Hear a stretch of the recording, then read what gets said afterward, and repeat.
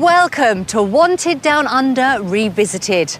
Today, we're catching up with the Warner family, who we first met back in 2006, when we gave them the chance to sample the lifestyle in Queensland, Australia. The Warners from Oxfordshire spent 10 years dreaming of emigrating to Australia. But both Dad Bob and Mum Libby knew it'd be a huge decision, and they were worried. I've never been to Australia, so I have no idea what it's like, but I'm sure it's as wonderful as everybody else says. So I'm basically putting a lot of faith in other people's opinions. Youngest daughter Sophie was keen. We can do loads of activities outside. We can walk our dogs, we could go surfboarding. But her sister Emily didn't want to go. I'm not looking forward to it at all, I'm dreading it. The Warners were risking everything to fulfil their Australian dream. And what looked like an easy choice on paper quickly became the hardest decision of their lives. For me, you know, my family is the most important thing, and I don't want to come here just to please me. So were the Warners able to choose Australia? I think this is Dad's idea of a wonderful country, but it's not mine. In 2009, we caught up with them to find out if they really did make the move, or if loved ones in the UK proved just too hard to leave behind.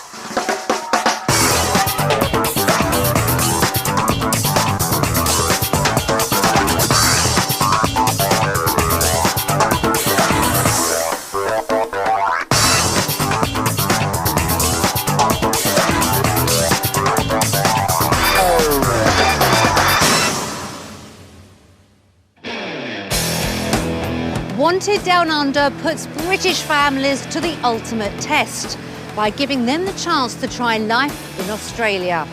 They have just 1 week to find out about homes, work and lifestyle before voting on their future. But what happened next? We've caught up with some of our original families to find out where they are now. In 2006, the Warners from Oxfordshire were facing a life-changing decision, whether to stay in the UK or to move to Australia. We gave them a week to experience all aspects of life down under, but was it everything they'd hoped for?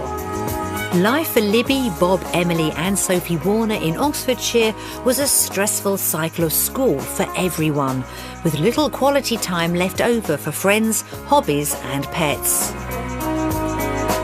Teach all day inside, get in the car, come home and I'm stuck indoors again. I just want to break that routine. Libby and Bob were teachers and they dreamt of escaping to Australia. They'd finally got the chance to try it out for real. The salaries they could earn there were roughly the same as the UK, about £20,000 a year in 2006, but the cost of living was much less. The beauty is, because house prices are cheaper there, we can sell this place and buy outright and there's no mortgage.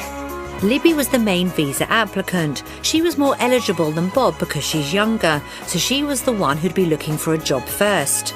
She retrained as a religious studies teacher in the hope of getting a good job.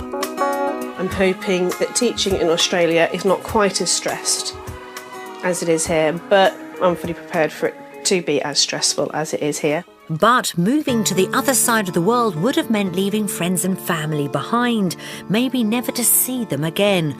Could they really have coped with such a wrench? Sophie's fine because, I mean, she's still fairly young. I think Emily is a little bit harder for her because she's made good friends here. Emily's had some tears lately, but I'm confident that once she gets there, she'll be fine. Emily wasn't convinced that moving to Australia would be a good thing. She didn't want to leave her friends in the UK. I'm not looking forward to kind of leaving all my friends and family here. I'm going to miss them a lot. Choosing between the UK and Australia was a huge decision for all of them. And with Emily so set against it, it was important that Libby found the right job so they could afford the lifestyle they wanted. You know, I'm going to work as a teacher in my mind. My concern is that won't be able to happen.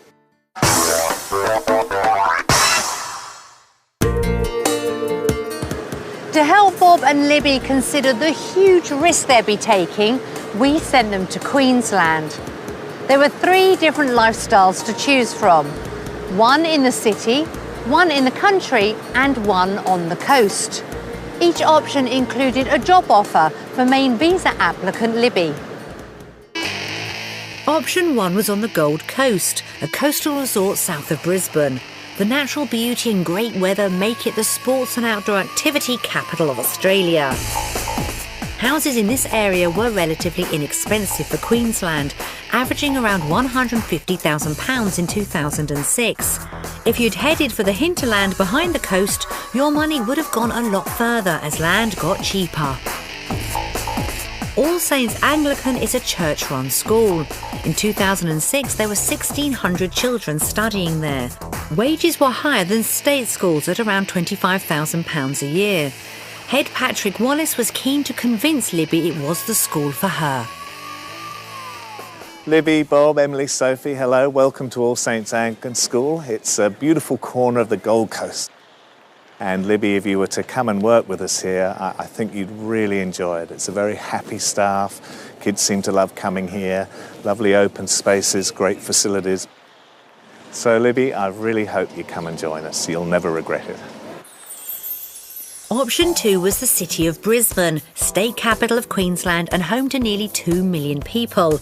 A new city, even by Aussie standards, it blends clean and spacious suburbs with all the buzz of a thriving city. While houses had become more expensive in 2006, it was still possible to buy a charming traditional wooden Queenslander with the essential deck for entertaining, barbecuing and just enjoying the outdoors. Upper Coomera State College lies in the city suburb. In 2006, it had around 2,000 pupils. Its core ethos is to help all students achieve their potential. Hi Libby, I'm Lee Callum, the College Director of Upper Coomera State College. We only opened 3.5 years ago and we already have 2,200 students. And because we're brand new, we have facilities that are just phenomenal. We have a wonderful, wonderful staff of about 200 and they just love it here. We've actually got an English teacher who came at the beginning of the year and he settled in so quickly. It's fantastic and we love him and we want him to stay. This school was on the lookout for talented new teachers in 2006. The atmosphere at Upper Coomera State College is lovely. It's a very happy, friendly environment. We say to parents, when your children come to Upper Coomera State College, we want them to go home at the end of the day saying school was fun and I enjoyed it and it was meaningful. So Libby, if you come to the college and join us, you'll have a great time and be with these fabulous students. Option 3, Surfers Paradise, earns its name every day of the year. If it's beaches you're after, you could do worse than these. Houses here were generally more modern and cheaper than the traditional wooden homes that are the trademark of Brisbane. Apartment living was becoming more popular as people wanted to enjoy the cafes and restaurants of a city beach environment. The Southport School is a stunning and impressive looking private day and boarding school for boys only. In 2006, head Greg Wayne was keen to add Libby to his staff. Good morning, Libby and family. My name is Greg Wayne, headmaster of the Southport School. We have 2 British families here. The chaplain is British and the director of sport. They both live on site. They like to teach here because of the resources that we provide, the grounds, the location, the swimming pool, the proximity to the beach. And they tell me that our boys here are very well behaved, very disciplined, but lots of spirit and a spirit of adventure, which you expect from Aussie kids. So they certainly enjoy teaching here, and I'm sure you will too. Working here would have delivered a higher than average Australian teacher's salary. I don't think anyone could resist the temptation of coming here and joining us for a period at TSS. We look forward to welcoming you and your family. Thank you. The Warners tried Queensland's city lifestyle with a week in Brisbane. A job at a recently opened school looked great for Libby, and Bob fancied the city lifestyle. But did it live up to their expectations? The Warners were heading off to Brisbane with high hopes for their potential job and lifestyle in the sun. But after a 22-hour flight, they were all happy to finally get there. Hi, you all right? Well, I'm just so excited to be here. Just can't wait to have a look around Brisbane. But Libby and Emily were already having second thoughts. I want to make sure it lives up to his expectations, really. It's like the furthest I've been away from home and it's exciting, yeah.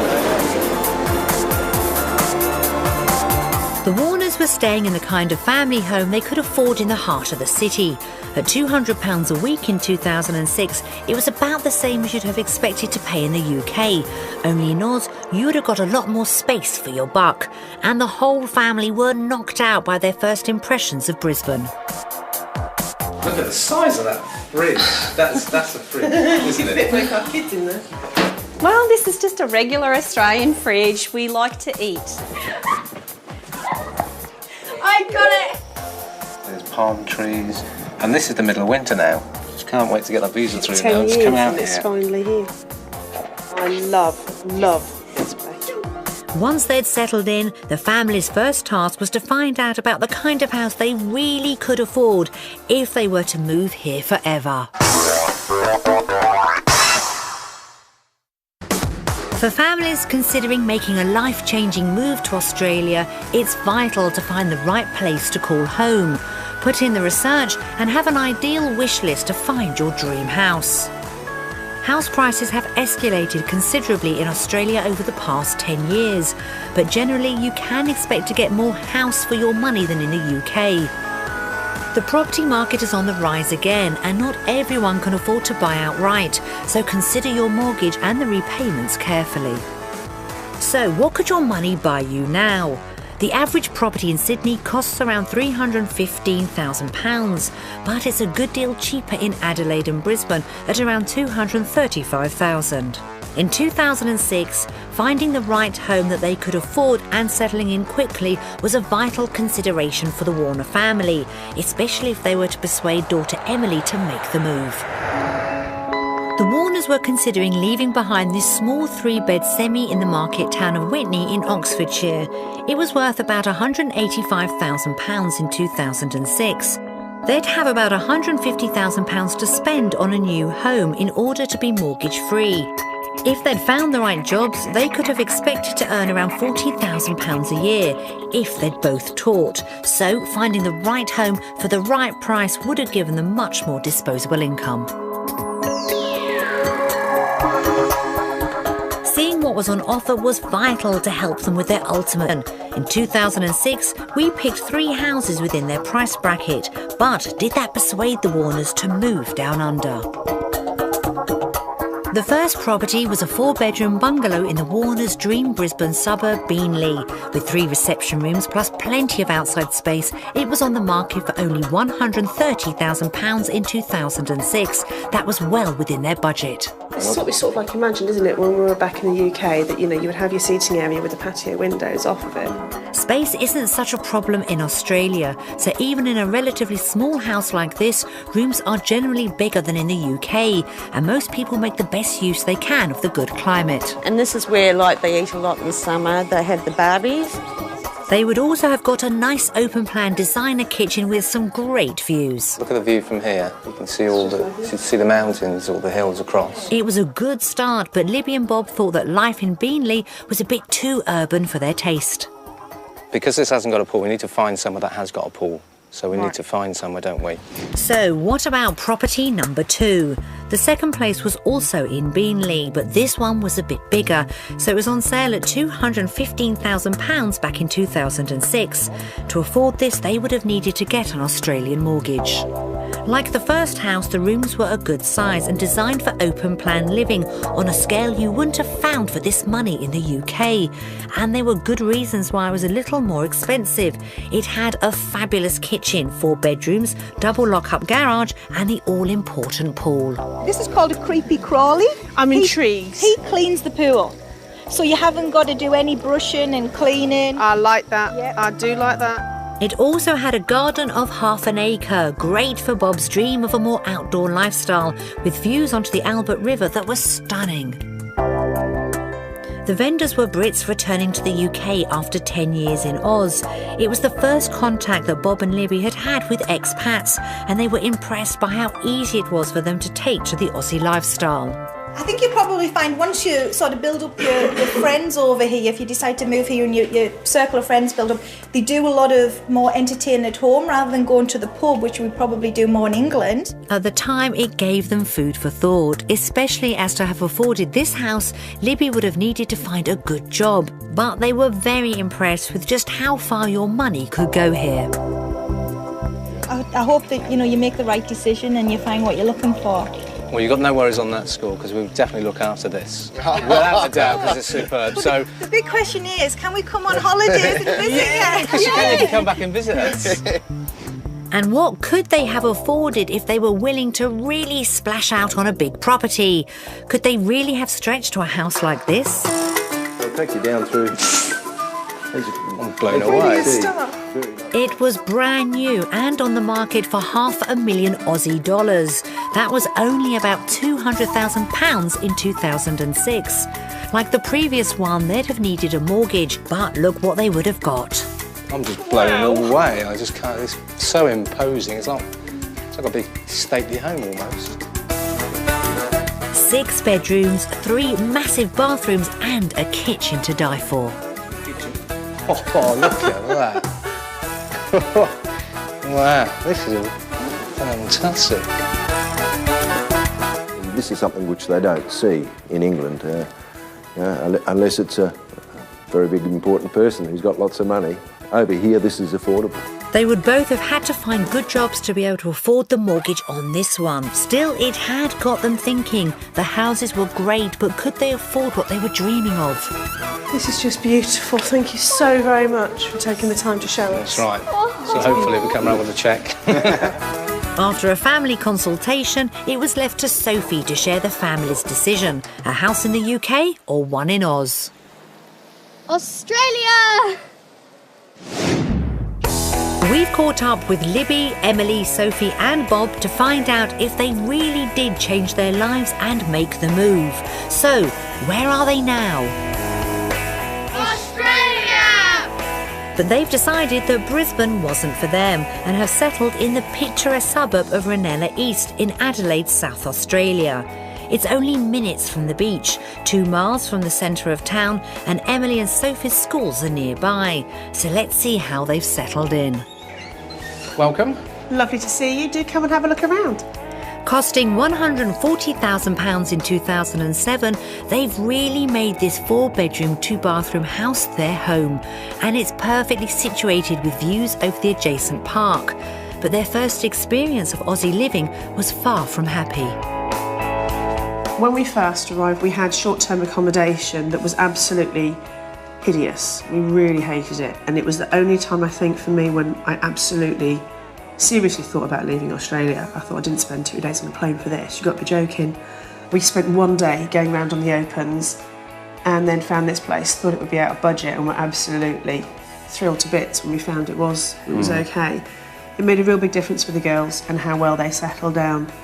So, although at the time I thought we were mad to commit to a house so soon when we hadn't looked around, in hindsight, for the girls, it was the best possible thing we could have done. When we bought this house, the house buying process is a lot quicker in Australia, isn't it? From point of us agreeing to buy the place, we put down like a 10% deposit and then we complete it within 3 weeks, whereas in the UK it goes on forever, doesn't it? Yeah. It's finished to a really high standard with all mod cons. It took them a while to get it just right for them, and this didn't come cheap. We have spent quite a lot of money, haven't we? In terms of dollars, I suppose we spent about $70,000 all in. Easy. Haven't we? Doing the floors, putting the pool in the back, completely redoing the kitchen. Painting, we've had walls knocked through. We had the spa and the electrics done for that. We also had those trifold doors put in, didn't we? Yeah, they were a fortune. Well. So they were expensive. So yeah, about $70,000. Well, it might have cost a small fortune, but the house looks great. So come on, let's have a look around. We're going to show you now the family room. So if you walk this way. This is our family area, and we tend to spend most of our time here. My pride and joy is just in the corner here. That's the plasma. I can see every Premiership game here. So I stay up till like 3, 4, 5 o'clock watching football on a Saturday evening, don't I? Yeah. And then I have about 2 hours sleep, and then I go and play golf, which is fantastic. And the other thing was fantastic, wasn't it? Was the Ashes series when England won 2-1. Yeah, that was quite good. Yeah. I love cricket, and when England won, we were over the moon, weren't we? Yeah, there was a lot of cheering in this house. Hope you were careful with the celebrations though, Bob. The Aussies take it all pretty seriously. Outside, they have a sporting venue of their own, a 20-foot pool with raised decking area, perfect to cool off after a nerve-wracking test match. We'll show you the outside, which has changed massively since we've been here. Liv, do you want to open the doors? But they've had some scares. When me and Keith were doing the pool, there were some cappings on the pool which are hollow. And as our pool won off, well, that wasn't me, it was Keith found one. He found a big redback in there, which is horrendous. You get bitten by one of those and you get hospitalised on a lot of occasions. So that was a shocker. We decided early we wanted to get rid of all the grass, and especially with the water restrictions as well. We figured better off not having any grass, because what happens here, you get to November, and the weather it's really hot, there's no rain, and all the grass just goes brown, doesn't it? And then it just blows away, doesn't it? So you've got no grass, so we figured let's get rid of all the grass, which we've done there. No grass? Don't worry, as there's plenty to be seen nearby. This is our bedroom, and like the other bedrooms that overlook the reserve, we've got this fantastic view, which we're really lucky to have. This is brilliant for the dogs, isn't it? The dogs love it. Because I'm not working during the day, I can look at it, if the reserve's empty, I just get the 2 dogs and let them run around the reserve. And it was those new additions to the family that really helped them settle in. When we had been in the UK, the girls had asked for pets frequently, and we just said, we don't have the opportunities to have a pet. It wasn't really fair. However, we had always said to the girls that if we did get to Australia, then we would get a dog. And so when we actually arrived and then bought them a dog, it was for them a symbol of the fact that we were here for the long term. And then when Sophie came home from school, she walked in and she saw the puppy and she said, "Is this our forever dog?" Oh, and I burst into tears. I thought it was such a cute thing to say. But forever is a long time, and although they clearly love their new dogs, now they live in Australia, is it all that they expected?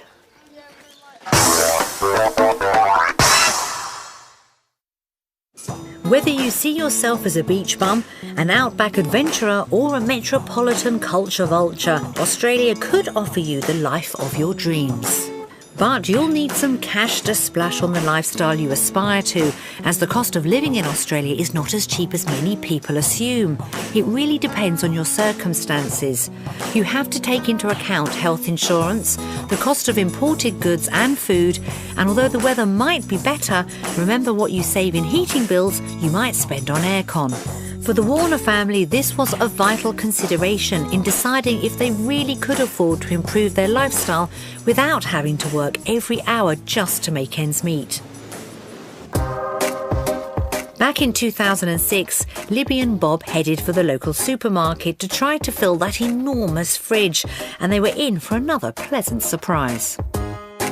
The tropical climate meant most fresh fruit and veg was much cheaper than in the UK, and Bob was knocked out by the size of the portions. This is $29.59, which is about £12 for all that meat, and that is really heavy. Wow, that really was cheap, but Libby was not convinced the Aussie diet was for her. Can't find any bacon, so we can have a bacon butty. I'd like to say that I'm brave enough to try totally Aussie fare, but that would be a bit of a lie, because the kangaroo idea, no, don't think we can cope with that. Each to their own, and you never know, Skippy might really taste that good. Time for the painful parting with cash, but in 2006 it was a lot less than it would have been back home. It was a vital exercise to make sure they could have afforded the luxuries they were used to. We've got a big trolley full, and it cost us about £100. 110, so that was about £70, so it's about £40, £45 cheaper, which is almost just a trolley and a half. Thank you very much indeed. It's another half a trolley, isn't it? Thank you very much indeed. So far, so good. Well, the food was certainly cheaper, but did the family really think Aussie supermarkets were better than the ones at home? OK, now what do we all think of Australian shopping? I think there was more variety from the fruit, vegetables, and the meat was a good price. I was really pleased by price because it was about half the price. So we've decided it's got to be Australia. Australian shopping. Now the Warners have taken the plunge and are living the Australian dream for real. Settling into their new life has been a struggle, and completing the family with dogs Alfie and Delboy has been essential to make them all feel at home. The local meadows are the perfect place to take a walk and reflect on the journey they've taken together. During our first year in Australia, there was a lot of changes, and the girls particularly seemed to suffer with homesickness, and relationships, particularly with Emily, were very, very difficult. I don't think it was helped by the fact they had 5 addresses in less than a year after we moved out of our place in the UK into a short-term rental, and then in a couple of places in Adelaide before finally buying our own place. However, once we'd got one of the dogs, that seemed to help settle them, because it was almost like we'd given them roots. And then once we'd bought a house, they really started to settle then, particularly because they really liked the school. And so that really made a difference in helping them feel settled. And then their moods improved, which made it much easier. And the girls are growing up fast. Emily has a young man, 6 months, called Alex. He's 6'4" and still growing, which is scary. He is very sweet. He is very sweet, and he's, you know, you don't really want to say that you like a boyfriend that your daughter has, but yeah, you do like this boyfriend. But Emily and the whole family have been through some very testing times. Emily, a couple of years ago, was told that she had a goiter underneath her thyroid gland, but there was no problem with it. It didn't seem to be doing much. And then in May, she complained that she felt it had grown and it was affecting her breathing slightly. So we saw the doctor, who arranged a scan, and they said they'd managed to eliminate one form of cancer but not others. And so they were going to take out certainly half of her thyroid gland, which was definitely affected. And if, when they did the operation, they found that the other half of her thyroid gland looked suspicious, then they were going to take that out as well. And it was just absolutely terrifying. And our friends here were absolutely fabulous. But at the same time, it made you very conscious of the time difference, because I wanted to get on the phone and talk to my sister and talk to my aunt. But there's an 8.5 hour time difference, so you can't do that at the drop of a hat. And that was definitely hard for us, and it was hard for them as well, because they wanted to be here to support us. But yeah, it was a very, very scary time, wasn't it? It was. And then it was a week after the operation, wasn't it? We had to wait to know whether it was benign or whatever, didn't we? And thank goodness it was. Yeah. So that week was real horrendous, wasn't it? Yeah. You think? Yeah. That's when you become conscious of being so far away from your family then, isn't it? Yeah. And like you said, with that time difference. And again, I mean, you can speak to people on Skype, but it's not the same, is it? No, and it's really hard on Skype because they're so near and yet so far, so to speak, because you can see them and it's almost like it's only a... yeah, you just want to reach out. And so, yeah, I think that was the toughest point. That's the low point, wasn't it? Yeah. Since you've been here. Their dream life has been sorely tested by the reality of Emily's illness, and separation from loved ones back in the UK has never been felt more. We'll see the strength of this emotion when we show them new messages from their friends and family later.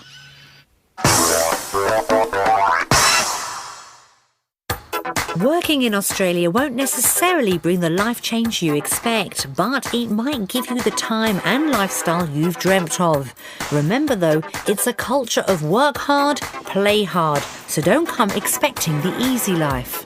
Once you've got a visa and made the move, you'll have to get used to some new work practices and methods. For Libby Warner, getting used to a new school system might take some time, but being able to keep her pupils interested is a transferable skill. You'll be earning Aussie dollars, so you may see a wage drop, but if you can get the all-important work-life balance, you might find you've made the best move of your life. Back in the UK in 2006, Libby Warner had retrained as a religious studies teacher in the hope of getting a good job in Oz. If their dream of a new life down under was going to become a reality, it was vital that Libby, the main visa applicant, could find a good job. She looked round Upper Coomera, probably the closest match to the school she taught at back in Oxfordshire, and she was in for a welcome she'd never dreamt of. Good morning, students. We are very pleased to welcome our special guest, Mrs. Warner, who's an English teacher. They certainly liked her. Thank you so very much. I just can't believe it. I mean, they all seem to know so much about each other. They were talking so positively about each other, and it's not that our kids don't, but I just can't. I've never seen an assembly like that before. It was just brilliant. After her presentation, Libby got a guided tour of the school. Fantastic. It is a fun activity. It's one of the things that the college is strongly is team building. So the idea is they work as a team. They don't stand on the ground, and they get from one point to the other. And you can obviously see they're having a fun time. They're enjoying the sunshine. She liked what she saw, but she was concerned there didn't seem to be any provision for her subject, religious studies. While Libby got down to teaching, Bob and the girls were off to find out what the local mall had to offer. Look, puppies. What is it? Back home, they had a guinea pig and a chinchilla. If they were to move to Australia, there was no way they could have afforded the £3,000 it would have cost to ship their pets. It would have been a huge wrench, especially for pet mad Sophie. Oh, likes you. Yeah? Okay, But as their trial week progressed, Bob got increasingly worried about Emily. She had always been dead set against the move, and her first thoughts were about what to buy her friends back home. Bethany, I'm missing her birthday, so I have to buy. So I'm under orders to buy her a present. So this would be good. So do you want to get something from here then? Yeah. Back at school, Libby was enjoying meeting the children, but she had also discovered a major problem in her emigration plans. She had spent years training as a teacher to get her visa, but only by being in Oz did she find out that religion wasn't even on the curriculum.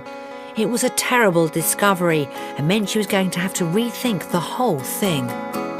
Because my subject's religious studies and it's not taught routinely in the state system here, then I've got to try and find a way to make what I teach relevant to the state system if I want to open up as many job opportunities as possible for myself. That is, I think, maybe slightly trickier than I'd thought. Libby had had a scary reality check. If she came to teach at this school, it wouldn't be religion. If she wanted to teach RS, it would probably have had to be at a private church school. I'm the main visa applicant. I can't come here if I can't get a job. Much as though we want to come here, sell our house and move here and be debt-free, we can't afford to live on just one wage. I need to find a job. It was time for the Warners to regroup and share their experiences of the day. And when Libby was forced to compare her job prospects, it came as a big blow to Bob's hopes. Deciding between the UK and Oz was becoming more difficult than they could have thought. It was time to vote. So on balance, for me, and partly because I can teach in the UK with my subject and may not here, I think for me it's got to be UK schools have to win.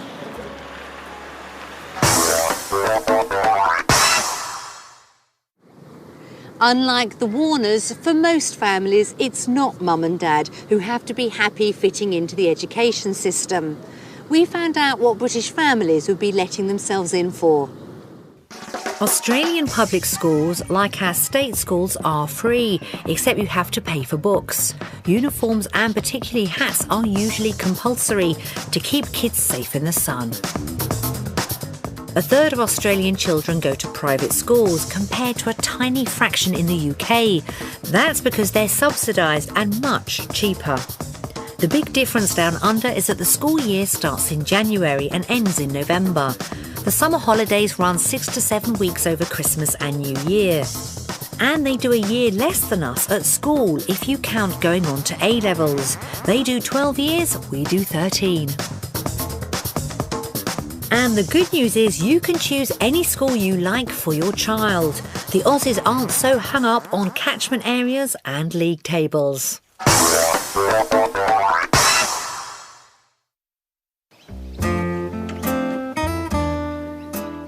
3 years on and Bob has certainly taken to the Aussie lifestyle. And in Australia, golf is an essential pastime for, well, gentlemen of a certain age. With over 1,500 golf courses in the country, Bob will never be short of somewhere to play around. Doesn't look like he's going to win the Australian Open just yet, though. Don't worry, practice makes perfect, Bob. Oh! Yes! Over a bit.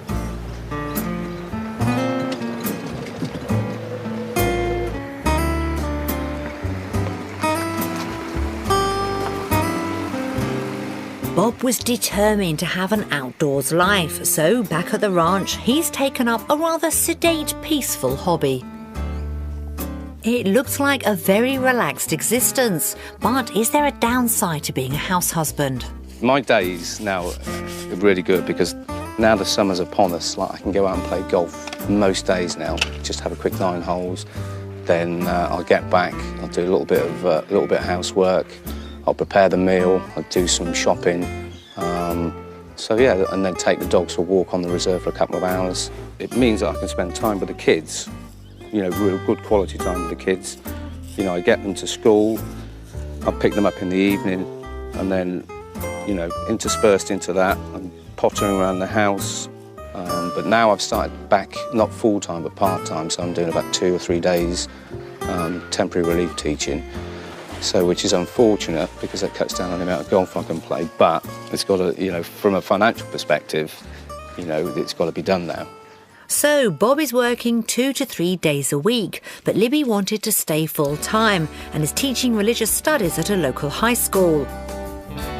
With marking to do every night, she lets Bob and the girls take over some of the more domestic chores, and it's been a learning curve. Just needs to go brown. He's been very, very good. He had a couple of disasters early on. He absolutely love him for trying. He did a chicken curry and put it in the oven. Because it said on the hob for 20 minutes, he thought if he put it in the oven for about 40, it'd be good. And put some vinegar in it to spice it up a bit because he thought that would be nice. But the vinegar didn't have quite the effect that he was hoping for, and the meat was almost raw when it came out the oven. But absolutely love him for trying. And yeah, it was very sweet. But as I say, he's got much better now. Roasts are his speciality. So there's a little way to go until Bob's a gourmet chef, but being a part-time house husband seems to suit him. It was difficult to start with just to get used to cooking because I didn't really cook much in the UK. But there's lots of shortcuts and things like that. Like you can get like doing your rice beforehand. Because like yesterday we had people over, so we did a massive. That's not heating up. We did a massive job lot of rice. So when it comes to tonight, I can do a meal in about 20 minutes. That's if the rice ever gets there. So no, I'm really enjoying it. So I wouldn't swap it, I don't think.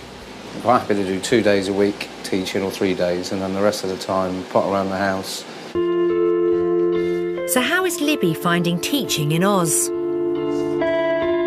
I work at a private school near the city, and it's going very well. When we took part in the original programme, I voted the UK's for school, and my reasons for that were that I felt that being an RE teacher, I felt the opportunities to me in the UK were more accessible in the UK by virtue of the fact that it is a compulsory subject in England and that, you know, every school has to teach it. Not every school has to teach it in Australia, and so that immediately cuts off most of the government schools for me because there's only a very few that do. In terms of teaching, I still think I'd go with the UK.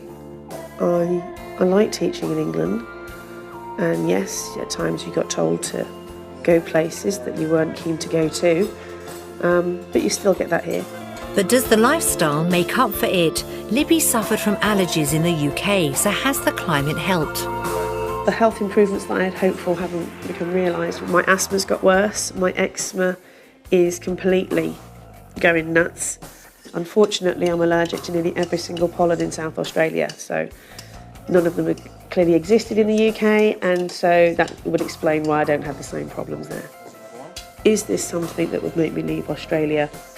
My children are better off here for a fact, and they aren't suffering. They haven't got problems with their eczema or their asthma, so I'm not making them leave for that reason. I just need to find a way that makes it easier for me to stay. It sounds far from ideal, but she's trying to soldier on. Whilst Bob's really taken to working part-time, Libby's not completely happy in her job. When she weighs it all up, will she really vote to stay in Australia?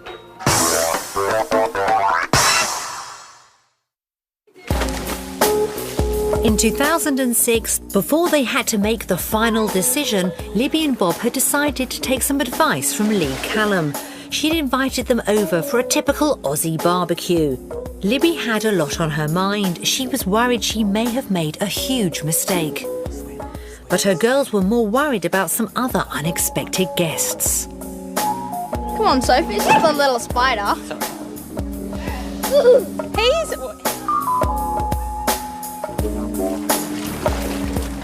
It's extraordinary that even though we're only 6 kilometres from the centre of the city, you get all the wildlife. So we get anything from possums that sleep in our hanging baskets during the day to kookaburras waking us up at 5:30 in the morning. And there was more wildlife on the menu. We've got some emu, we've got kangaroo, and they both really just look like normal steaks. Libby, we'll try both. Sophie, you have a little bit? Just a tiny bit to start with? Okay. Cheers. So Libby and Sophie had been convinced to try the local delicacies after all. Emu, but I don't think we can have the kangaroos. Kangaroos seem quite nice. But despite the warm welcome, Emily still seemed distracted and withdrawn. Emily, cheers. Welcome to Queensland. And Libby's mind never strayed far from the job dilemma she faced. My biggest concern is my subject specialism and how relevant it is in the Australian education system. My subject is religious studies, and I am aware that it's not taught as a compulsory subject. Ever helpful, Lee thought she might have a solution to Libby's problem. Certainly in Queensland there are many schools that are introducing philosophy and the importance of social justice and values. So it'll be interesting to see your blend of your expertise and where Australian curriculum is going in the future. Plenty to sleep on, but in 2006 they still had to make up their minds. Having made the choice to move, it will be interesting to see if they think it is still the right decision. 3 years on and Bob and Libby have made a new social group for themselves. It's essential to feel like they have a support system, but as immigrants to a new country, it hasn't been easy. Most of our friends here are expats. We shared a common bond right from the start. We'd all moved, we'd all wanted this better life for our families, and we've got that. Where we haven't always been so successful is finding a place with Australian friends, perhaps, because I don't know what it is. It's not quite the neighbours and home and away that we were expecting, I suppose. The effect is that sometimes you still feel like a pom in Oz. You do feel like somebody who's just sort of almost like here on holiday. It's that breaking through and being a full part of Australian society. But sometimes it feels very hard to achieve that. That's when it's tough. That is when it's tough. Like many expats, Bob and Libby have turned to those who have shared the same experiences of moving for support, and it's been a real challenge for Emily too. Leaving your family and friends and then having to find new ones is the hardest thing, and you can't kind of create that history instantly. You have so much history going on with your family and friends, and you come here and you're all so new and you don't have all these memories created with them instantly, and that's really horrible. Yeah. Back in 2006, as they were getting ready for their last day, Emily's alarm bells were already ringing.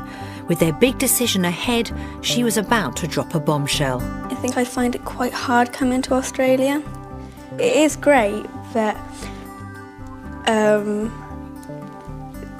and I think this is Dad's idea of a wonderful country, but it's not mine. I can see why Dad likes it, and I can see why Mum is a bit more concerned or not as excited about it as Dad is. I haven't really wanted to kind of speak about it too much to Mum and Dad, especially Dad, because I know how he's wanted to do this for ages, and I didn't really want to spoil anything. I do want to kind of try though, because otherwise I think I'd feel bad for Dad and Mum. But It was a huge shock, and it had left Bob confused and concerned about the future. You know, what she came out with was quite right.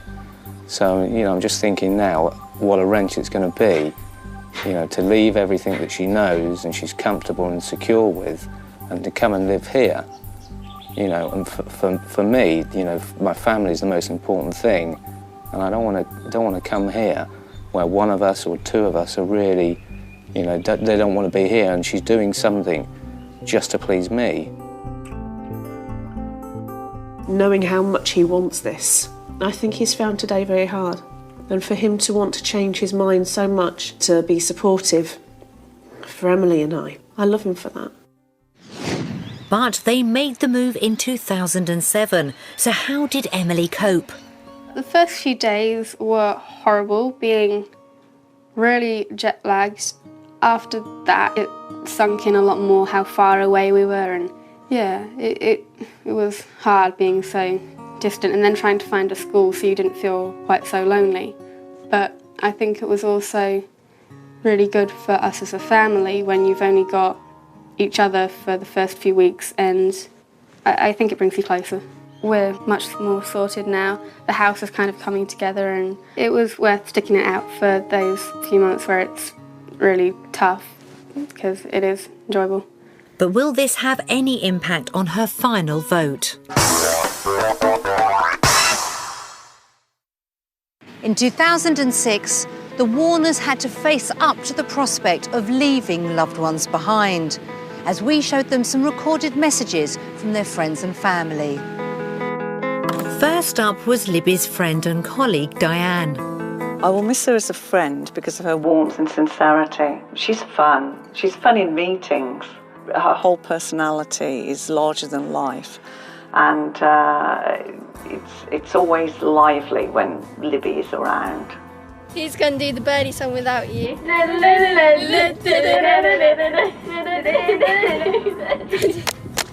Hi Emily, I hope you're having a really good time, even though I miss you loads, and I hope you come back soon. Hey Emily, I really don't want you to go because you're really nice and caring and thoughtful, and basically I'm just going to miss you. Please don't go. You really will be sorely missed, and a tough act to follow, I've got to say.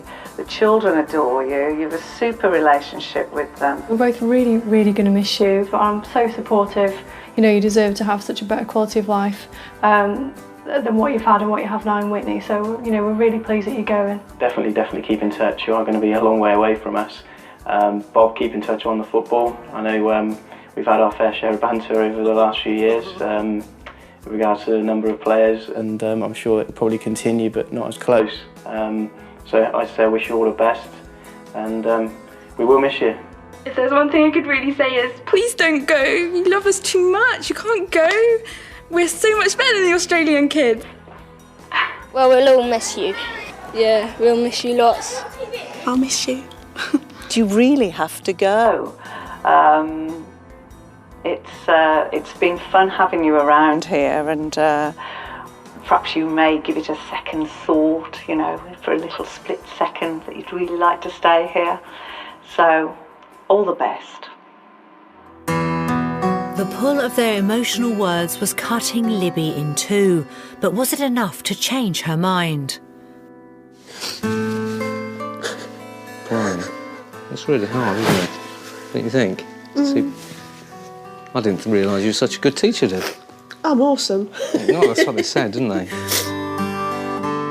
To me, it's a real reality check. Having seen this brings it home a bit more than I would have liked, really. You know, because I've had this goal for such a long time, and when it's come to the issues about I'm going to miss family and friends, I've said, yeah, fine, and not even thought about it. But now seeing them on the DVD there, and hear the family talk, that's going to be a major wrench. It is going to be really hard to leave, you know, family and friends.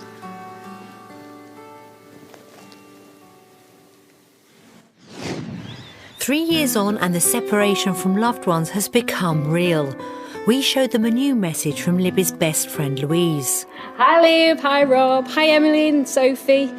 I just wanted to say we're really missing you over here. I really believe you've made the right decision in going to Australia, and I think it's the right thing for your family. So when somebody says, oh, I'm moving to Australia, I think, yeah, that'll never happen. Yeah, it's a great idea, isn't it? Great, yeah. But when she actually did it, it was sort of like, oh my God, she's actually going. Now what? The biggest thing I'm missing out on is the girls growing up and what they're getting up to. That's the biggest thing, and you just think, oh God, wouldn't it be great if I could actually go over there, go to the barbecue, be sitting there with nice hot sunshine with a glass of wine, watching what's going on and being part of it. Through different phases of our lives together, we've supported each other, and you need that one friend that knows more than everybody else. And she was it. She knows an awful lot about me, and I know an awful lot about her, and that's what best friends are for. I love her, miss her, and I'll see you soon.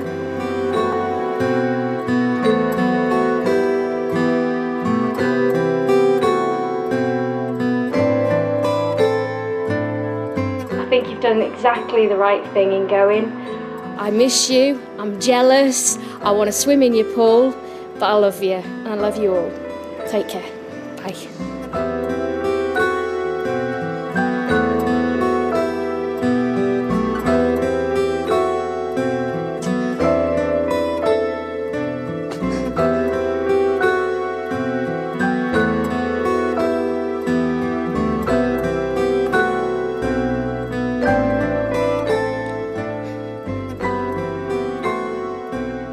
I'll be back in a minute. You're torn, really, because you've got a fantastic lifestyle here, but you've still got links to the UK, haven't you? You've still got friends and their lives are still going on, and you're not part of that anymore, are you? So you do miss out on that. So it is difficult. You are torn between two places, aren't you? I mean, I consider this my home now, but... I missed my brother's wedding recently, and it was horrible. Absolutely horrible. You can only think about how you feel yourself. You don't realise other people are feeling exactly the same way. So it's only when you see your friends saying things like that, you think, whoa, yeah, that's impacted on them as well, hasn't it? As well as us. It's not just us. The pain of leaving close friends will probably never get easier for Libby. For myself, seeing the DVD or seeing Louise, what she says is beautiful, but she's in my mind anyway. I don't have to wait for something bad or something major to happen.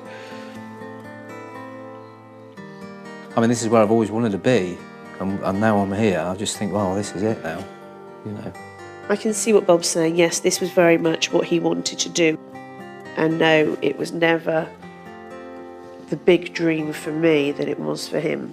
It's hard at times.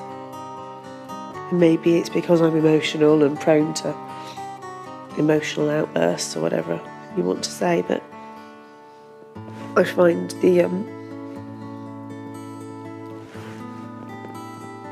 the friends and family from the UK very tough still. It seems that time is not always a great healer, and seeing her best friend so upset has been too much for Libby. In 2006, the Warner family from Oxfordshire had to decide if they wanted to trade their jobs as teachers in the UK for life in Brisbane, Australia. Bob loved the country and they all fell for the homes, but their dreams of a bright future had been seriously tested by Libby's discovery that she couldn't teach her chosen subject. Because my subject's religious studies and it's not taught routinely in the state system here, then I've got to try and find a way to make what I teach relevant to the state system if I want to open up as many job opportunities as possible for myself. And Emily was unhappy at being so far from her friends. I think I find it quite hard coming to Australia, and I think this is Dad's idea of it, of a wonderful country, but it's not mine. Emily voted for the UK, but the rest of the family decided that Australia was the place for them. So the Warners, it looks like we're coming to Australia. Yay! 3 years on and the Warner family have a beautiful home which they've made their own. They even have some new additions to the family which helped the girls settle. She walked in and she saw the puppy and she said, "Is this our forever dog?" Bob loved his new life, but Libby still preferred working in the UK. It's a close thing, 50-50, or maybe 51-49. Whilst Libby was suffering from her allergies, it was Emily who'd been through some scarily testing times. And it was just absolutely terrifying. That's a low point, wasn't it? Yeah. Since you've been here. And they all miss loved ones back in the UK. So, after 3 roller coaster years in Australia, which way would the family vote now? OK, well, we've had some good times and some bad times over the last 2.5 years. But as a family, we vote for Australia. The Warners have made a new life for themselves in Adelaide. Although Libby struggles with the environment, she loves to see Bob and the girls happy.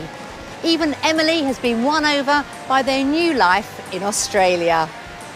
Join us again next time when we catch up with another family on Wanted Down Under Revisited.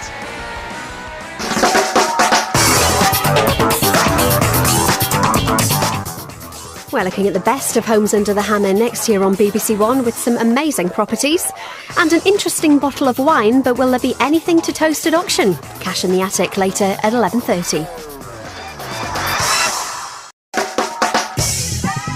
Welcome to Wanted Down Under Revisited. Today, we're catching up with the Warner family, who we first met back in 2006, when we gave them the chance to sample the lifestyle in Queensland, Australia.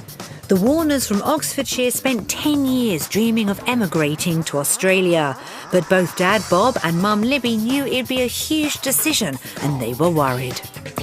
I've never been to Australia, so I have no idea what it's like, but I'm sure it's as wonderful as everybody else says. So I'm basically putting a lot of faith in other people's opinions. Youngest daughter Sophie was keen. We can do loads of activities outside. We can walk our dogs, we could go surfboarding. But her sister Emily didn't want to go. I'm not looking forward to it at all, I'm dreading it. The Warners were risking everything to fulfil their Australian dream. And what looked like an easy choice on paper quickly became the hardest decision of their lives. For me, you know, my family is the most important thing, and I don't want to come here just to please me. So were the Warners able to choose Australia? I think this is Dad's idea of a wonderful country, but it's not mine. In 2009, we caught up with them to find out if they really did make the move, or if loved ones in the UK proved just too hard to leave behind.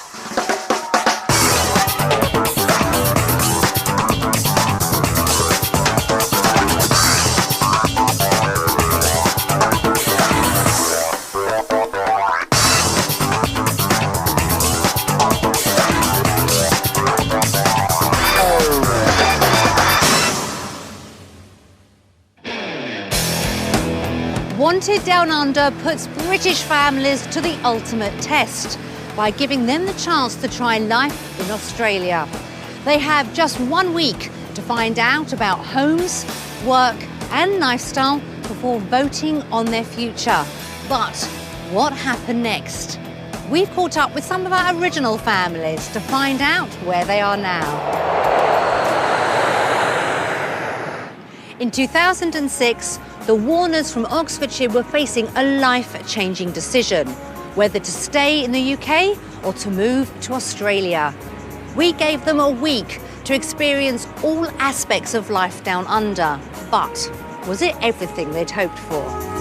Life for Libby, Bob, Emily and Sophie Warner in Oxfordshire was a stressful cycle of school for everyone, with little quality time left over for friends, hobbies and pets. Teach all day inside, get in the car, come home and I'm stuck indoors again. I just want to break that routine. Libby and Bob were teachers and they dreamt of escaping to Australia. They'd finally got the chance to try it out for real. The salaries they could earn there were roughly the same as the UK, about £20,000 a year in 2006, but the cost of living was much less. The beauty is, because house prices are cheaper there, we can sell this place and buy outright and there's no mortgage. Libby was the main visa applicant. She was more eligible than Bob because she's younger, so she was the one who'd be looking for a job first. She retrained as a religious studies teacher in the hope of getting a good job.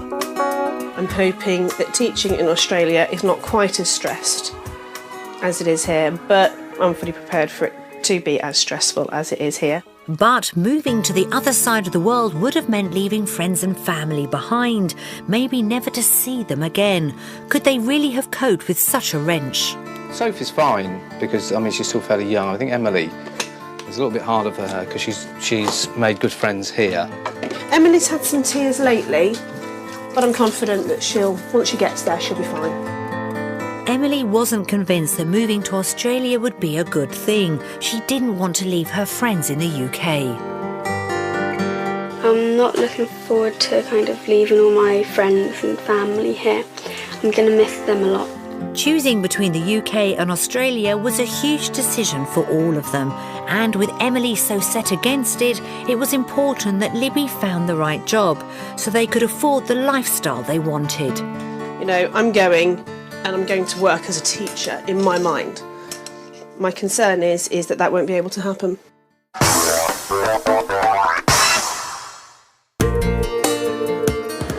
To help Bob and Libby consider the huge risk they'd be taking, we sent them to Queensland.